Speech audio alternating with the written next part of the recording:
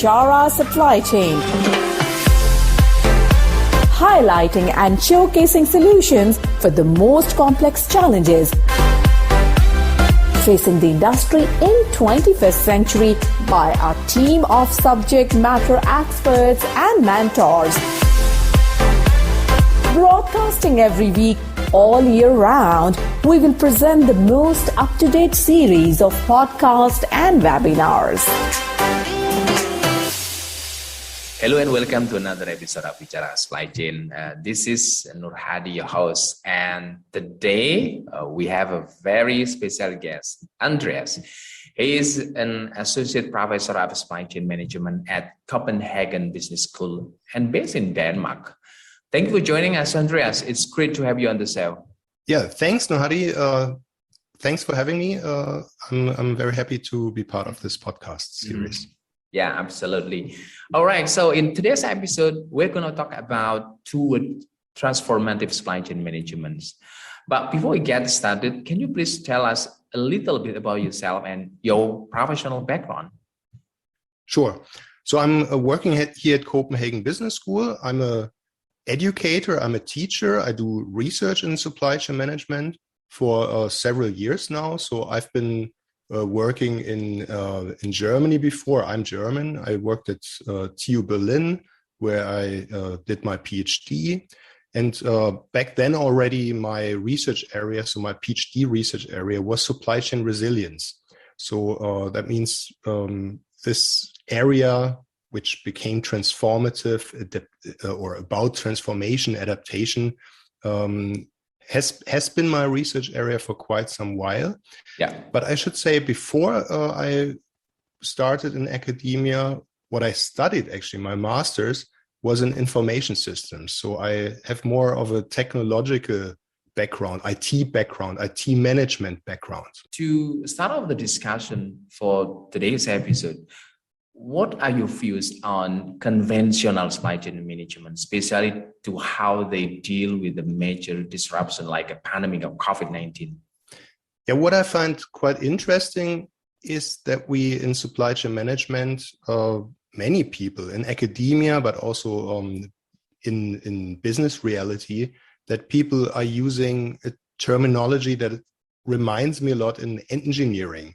So you design the supply chain, you try to control problems, or terms like this, you optimize the supply chain. So it's often a terminology that we know from how to deal with machines. So a machine is broken, and then you try to fix it by redesigning it, re-engineering it, optimizing it, and things like that. And what I can see a bit is that this is also dominating the way we are dealing with supply chains, how we manage supply chains. So in other words, supply chain management is somehow supply chain engineering, which is not bad. So I think there's really great solutions. We try to map the supply chain. It then looks a bit like the map of a subway, of a train system or bus system. So we can see all the stations, which is then the suppliers, the sub-suppliers, etc. And we try to really get control over that beast, this supply chain. And I say this is not bad. Obviously, it's not bad, because if something happens to the supplier of a supplier, then we try to control that. And that's also during COVID, maybe what happens. I also have seen this in your paper where you have mentioned about the dancing the supply chain. So can you please describe a little bit what it's about? Yeah, thanks for asking this. It's a paper I really put a lot of energy into writing it. It was a lot of fun writing that. Mm-hmm. And I would say this is exactly maybe, what I try to do in the paper is to show a bit of an alternative, to show supply chains are about human beings. I mean, there's a lot of people working in a supply chain. It's not just a machine that you can kind of control. So if it consists a lot of people, or if it's maybe also uncontrollable, if it's a beast, then I try to use a different metaphor than engineering or all these machine and controlling, optimizing type of terms. I try to use an alternative, and I use this metaphor, which is dancing. Because how does dancing work in reality? If you think about it, if you dance with someone, then you can't and you shouldn't control your partner. That would be a very boring dance, very stiff, right? So it's an interaction. You need to negotiate. The rules of the dance can change.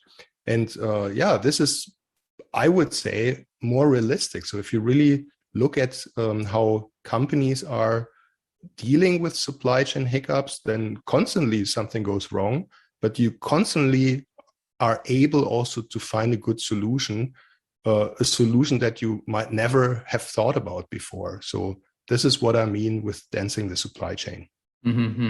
Interesting. And how can transformative supply chain be different from a conventional supply chain? What is actually the difference between both of them?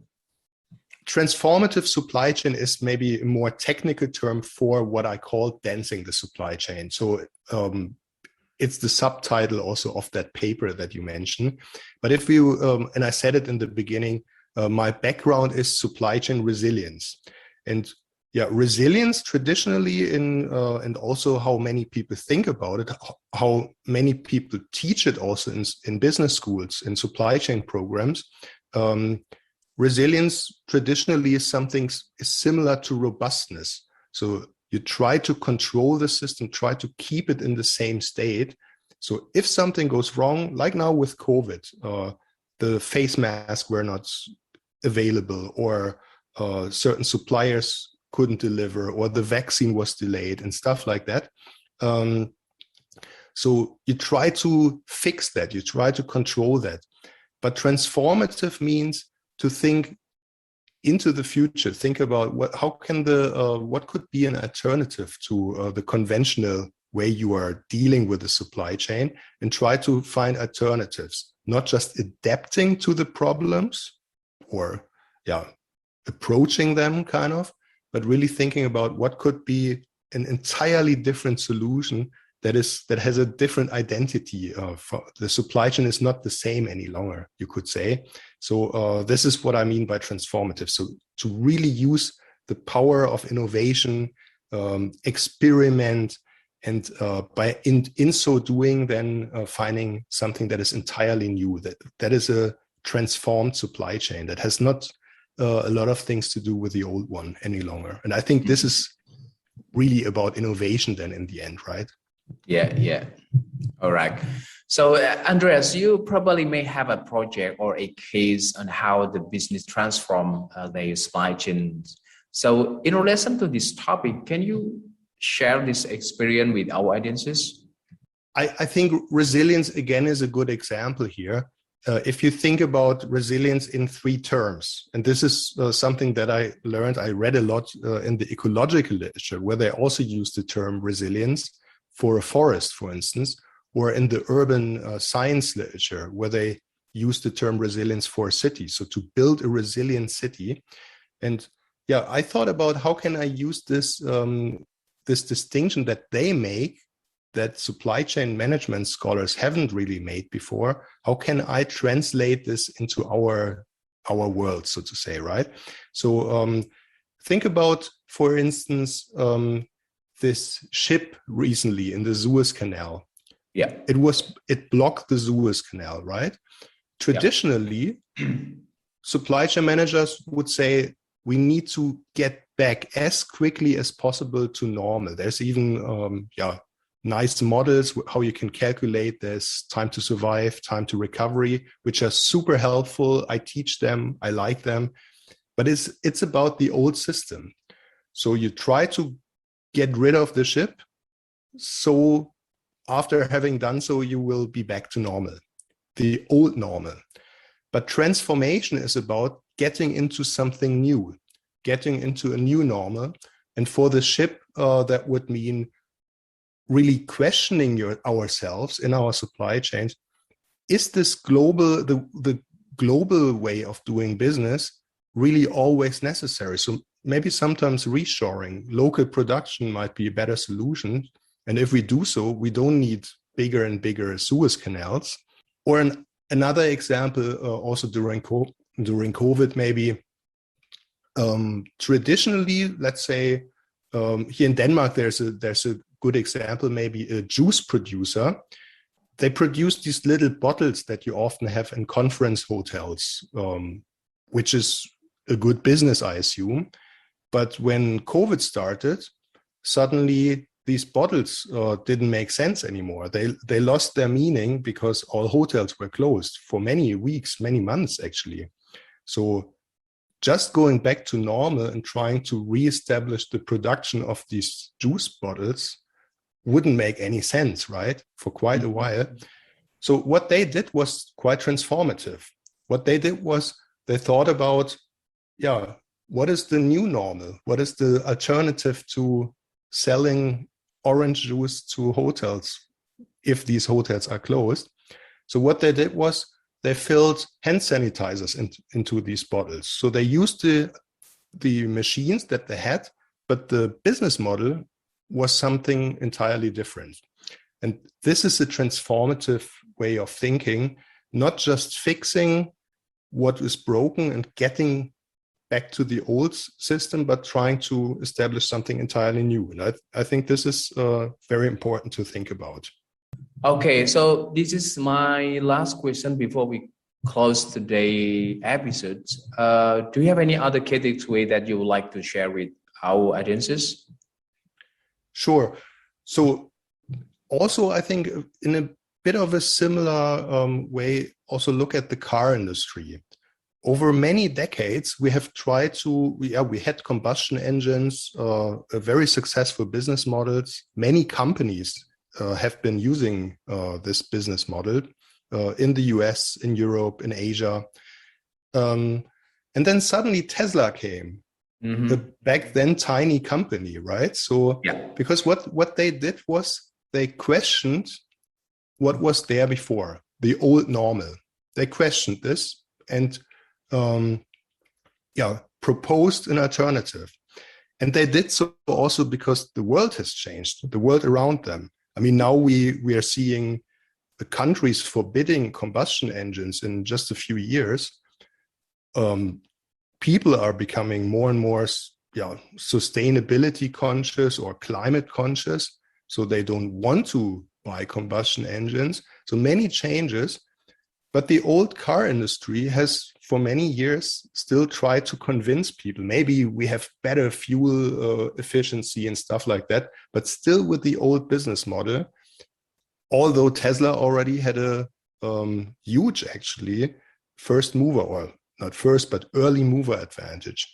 And also this is transformative thinking about what could be in 20 years instead of how can we conserve our old business model. I think this is a key takeaway. It's a bit like standing on the Titanic. That's also what I wrote about. In the dance floor, maybe to use this term again, of the Titanic, everyone is smiling, the music is great, but you don't see that the ship is sinking around you. And that's maybe a similar situation. So you don't see that your business model doesn't make sense in just a moment, just a few years maybe. So this is my key takeaway, if you ask for that. This is really about transformative thinking. Interesting, nice. Okay, so thank you so much for joining us today, Andreas. And for sure, I look forward to speaking with you at another time. At Bichara Supply Chain, we are committed to driving global perspective to embrace technological adaptation in improving process efficiencies. Don't forget to subscribe, like, and share Bichara Supply Chain. And stay tuned for the latest updates. To learn more, visit our website www.bicharasupplychain.com. Thank you for listening to us. We look forward to seeing you at our next episode.